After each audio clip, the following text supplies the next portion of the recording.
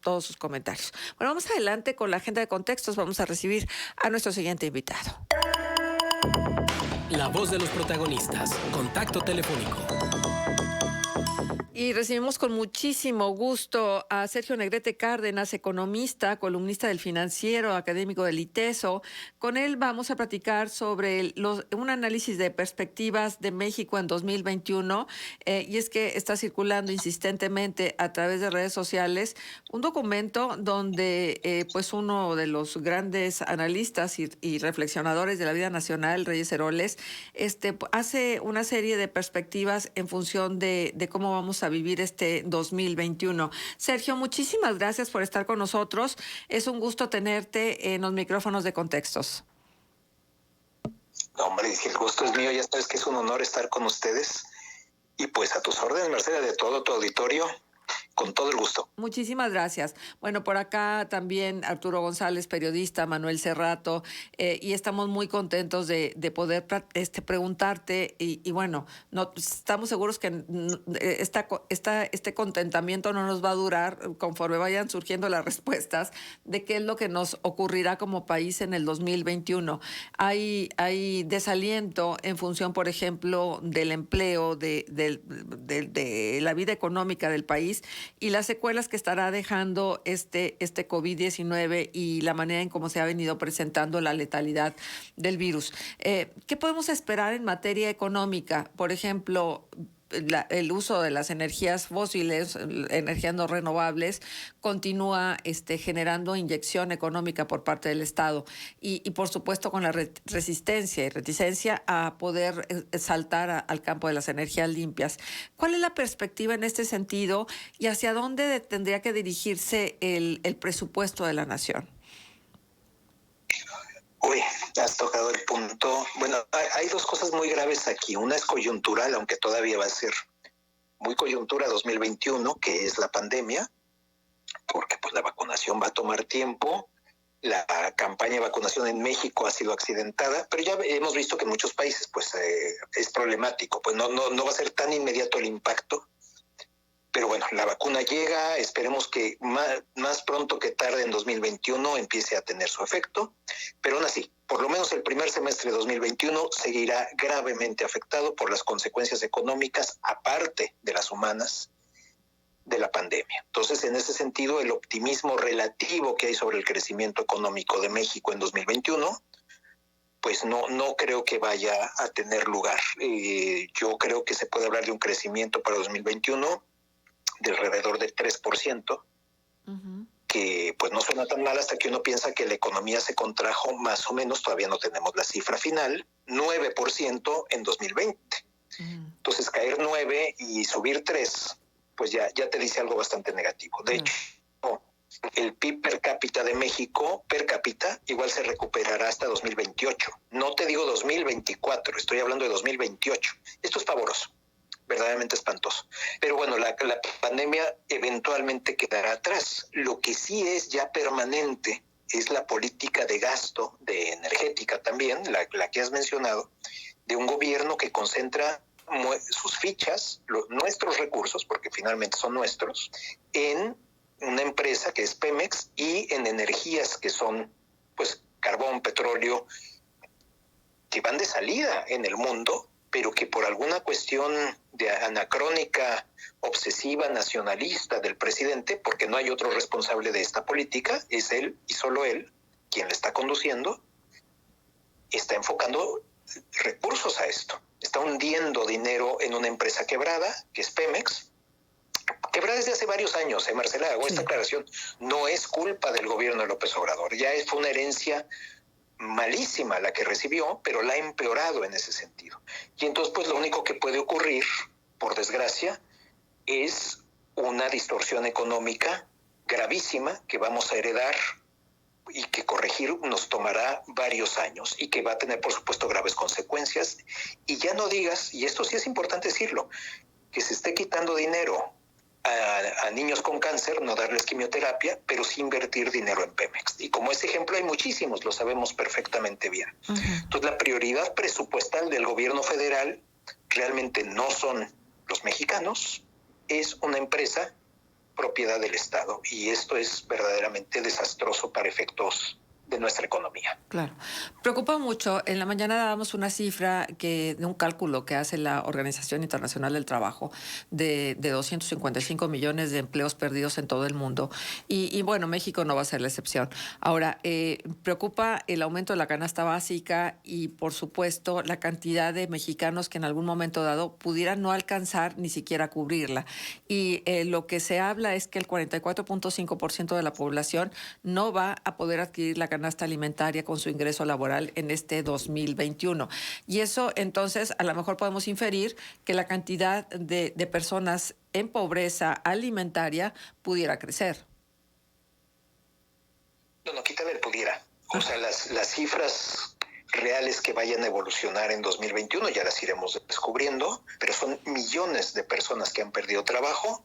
En México no hay seguro de desempleo, el gobierno no está tampoco canalizando dinero a rescatar empleos o a apoyar a los llamados nuevos pobres, más los pobres que ya de por sí estaban. Sí. Pues bueno, una gente que no tiene trabajo, pues no tiene ingreso, y si no tiene ingreso no come. Sí, eso es bastante evidente en un país como México. Uh-huh. Entonces, el resultado es pavoroso. Pero eso no pudiera dar lugar a la adhesión de estas personas que se quedan en estas circunstancias, los programas sociales, y con qué recursos se va a poder solventar este crecimiento de personas con necesidades de estos apoyos. No, es que estos programas no se están ampliando, al menos que yo sepa, o no de manera importante. No hay recursos para ello. No, simplemente estas personas se están quedando en el desamparo absoluto. No hay apoyo para estas personas. Los que ya estaban en estos programas sociales, los jóvenes y los de 65 y más, o 60, o sea, todo lo que es pensiones para gente ya mayor, pues perfecto. Pero esos programas ya estaban. Y lo que tenemos son nuevos pobres, y lo que tenemos son desempleados. Entonces, si antes una pensión, por ejemplo, pues era una ayuda muy bienvenida en una familia que tenía un miembro que de cierta edad y que recibía este dinero, pues maravilloso. Pero ahora esa familia perdió al que realmente trabajaba, y la pensión no se ha aumentado. Entonces, no tenemos realmente una compensación vía programas sociales. No existe.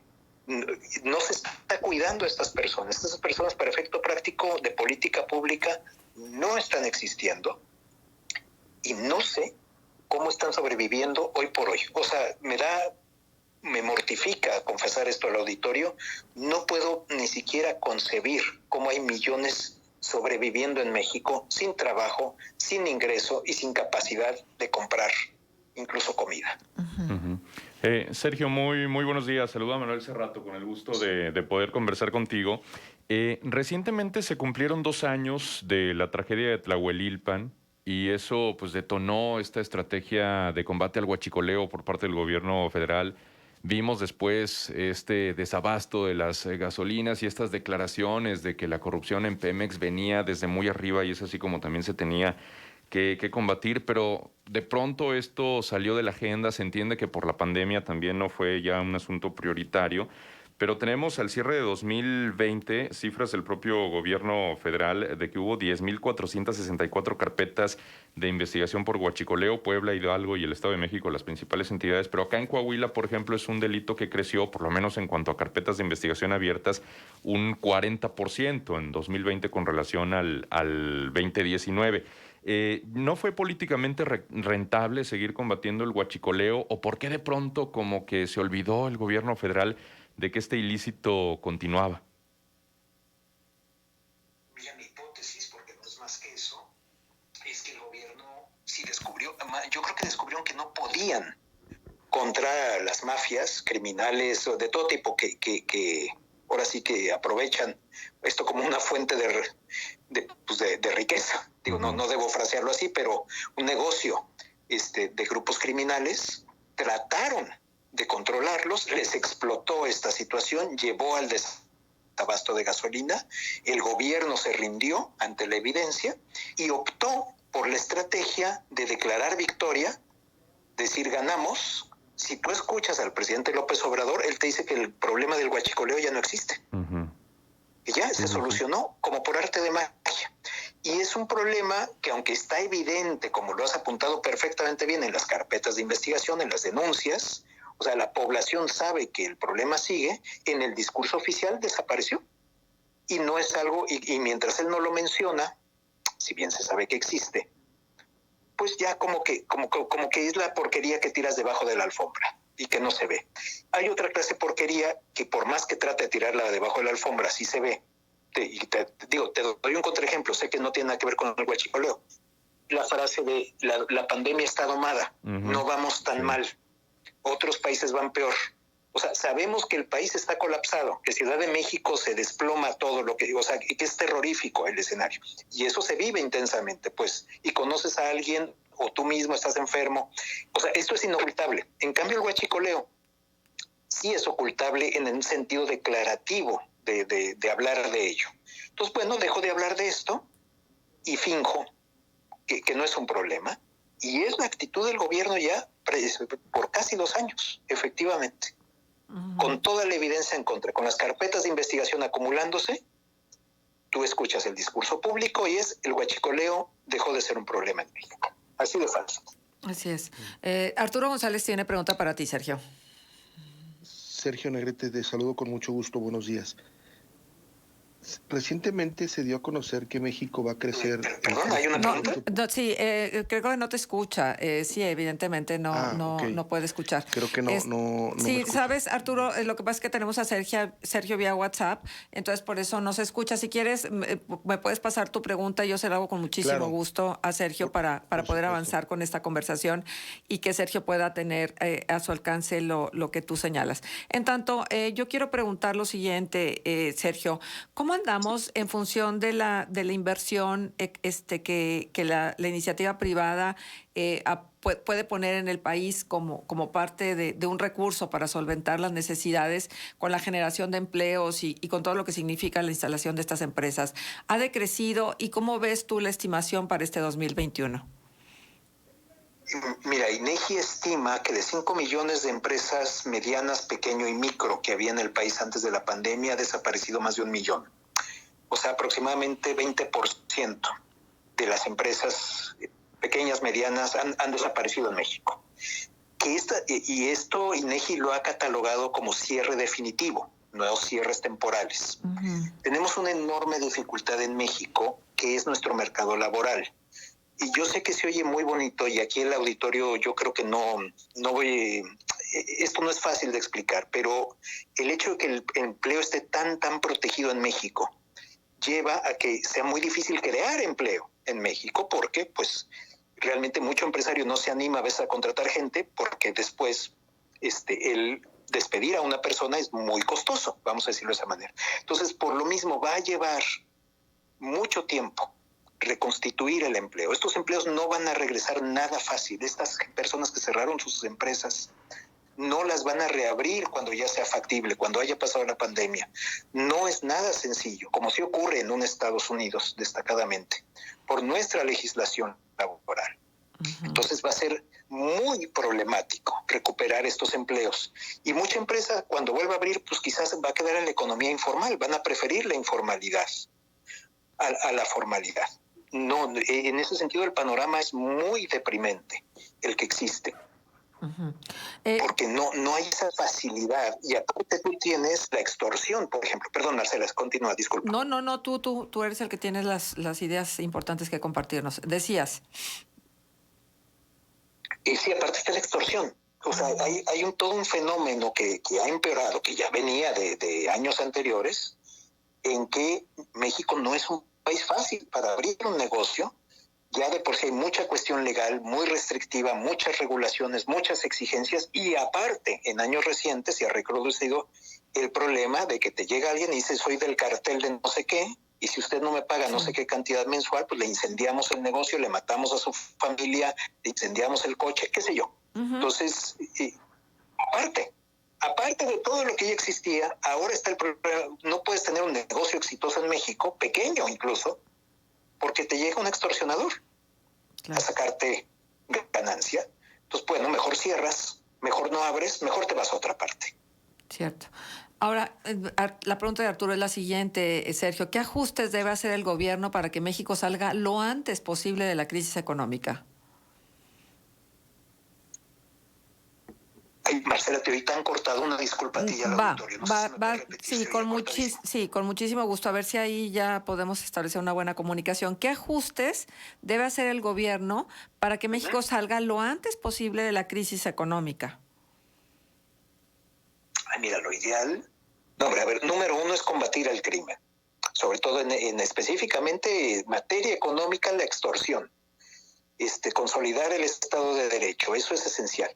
Pero aparte, canalizar los recursos a donde más se necesitan, que es infraestructura, que es seguridad, es educación, salud, y dejarlos de canalizar a petróleo.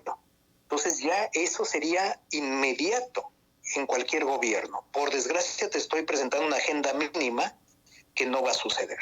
O sea, si algo ha enfatizado el gobierno federal es que se mantiene el curso de la política económica. Claro. Increíble, la política económica se modificó por la pandemia y no se va a modificar pandemia cuando sea que ello ocurra.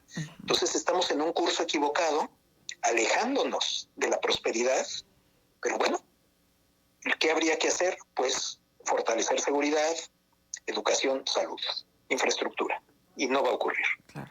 A ver, ya tenemos pocos minutos, Sergio, pero me gustaría escuchar tu opinión en relación a tres temas. Estado de Derecho, esta intervención del gobierno en los organismos autónomos, que no sé qué tanta peligro haya en relación a la firma del TEMEC, y lo que tiene que ver con la situación de inseguridad. Tú hablabas de la extorsión, pero habría que hablar, por ejemplo, de los índices de homicidio doloso, tema del que nos hemos ocupado la semana pasada, y que, por supuesto, agobia y preocupa.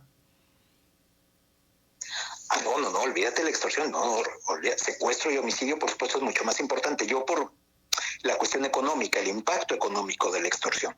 Pero por supuesto, en todos los ámbitos de criminalidad debería de enfocarse el gobierno y por desgracia no lo está haciendo. Ahora, el TEMEC va a traer, ciertamente, tienes toda la razón, un choque muy fuerte con el gobierno de Estados Unidos, porque México firmó finalmente pues ahora sí que un acuerdo comercial que trae cuestiones de inversión, que trae de protección a la inversión, y el gobierno está ahora atacando con mucha fuerza la inversión privada en energía, tanto en generación de electricidad como en petróleo, sobre todo en electricidad. Y eso sin duda va a traer gravísimos problemas, y es paradójico que este tratado fue firmado por este gobierno y ahora este gobierno está diciendo que bueno, que tiene soberanía y que cómo es posible que se cuestione su soberanía en el sector energético. Bueno, pues porque cediste soberanía en primer lugar al otorgar tu firma a este acuerdo. Entonces podemos esperar en el ámbito energético, en el ámbito laboral, incluso en otros ámbitos comerciales, choques con la administración Biden, y no solo la administración Biden, también con un Congreso que ahora tiene mayoría demócrata y que va a prestar mucha atención, va a poner la lupa a la cuestión laboral en México, aparte de la energética. Entonces, ciertamente estamos entrando en terreno de potencial conflicto significativo con los Estados Unidos en ambos aspectos. Uh-huh. Bien, pues, ¿cómo dirías entonces que vamos? ¿Vamos bien? ¿Habría que reflexionar sobre el rumbo que lleva el país? ¿O es natural lo que estamos viviendo a resulta de la circunstancia internacional que tiene que ver con la pandemia? No, a ver, la pandemia ciertamente empeoró considerablemente el horizonte, pero recordemos que 2019 también se contrajo la economía. No, y eso fue prepandemia. No, por desgracia estamos en un curso equivocado y por otra parte, y esto es algo increíble, estamos con un presidente que estamos en el rumbo correcto. O sea, realmente hay una disociación impresionante entre la percepción del rumbo del país, de acuerdo a la óptica presidencial, y realmente cómo va el país. Y dada esta falta de compaginación entre la realidad y lo que cree el presidente, pues vamos a seguir teniendo gravísimos problemas, porque pues ahora sí que él conduce la política, tiene control del Congreso, no hay realmente contrapesos, y en este momento nos encontramos. Uh-huh. Bueno, digo, no es muy alentador esto que nos dices, pero creo que entre todos tendremos que construir un mejor presente y sobre todo un mejor futuro para las generaciones que apenas están llegando al mercado laboral y tratando de encontrar su camino económico dentro del país. No, digo, cada quien buscará su mejor acomodo, por supuesto, pero qué lástima que dentro de la lucha que cada uno tenemos que entablar, pues no cuentes con, digamos, ciertas circunstancias que al menos te apoyen. Eso sería ideal y no es el caso, pero ciertamente, a ver, pues uno le busca y así vamos a seguir y sin duda habrá gente con éxito incluso, pero a pesar de las circunstancias y no ayudado, digamos, Claro. ¿cómo sería? Un Estado de Derecho sólido. Bien. Sergio, muchísimas gracias por la conversación. Nos encontraremos en otro momento. Gracias. Vamos a la... Las de todos. Muchas gracias. Si quieres ganar un